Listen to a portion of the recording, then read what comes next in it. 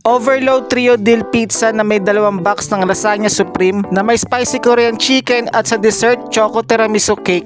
Lahat ng yan sa Greenig sa halagang 800 plus ko lang nakuha sa Food Panda. At syempre, may voucher. So yung una kong pinili sa Trio Deal yung Hawaiian Pizza. So yung 3 box ng pizza na nakuha ko is 9-inch. Tapos yung pangalawa ko kinuha yung Garlic Overload Cheese. Ito masarap, may pagka-garlic bread ang dating. Syempre, garlic nga eh. So yung pangatlo kong kinuha ang Trio Deal na Ham and Cheese. Ito masarap naman, typical na ham and cheese na pizza. Trio Deal lang talaga yung habol ko.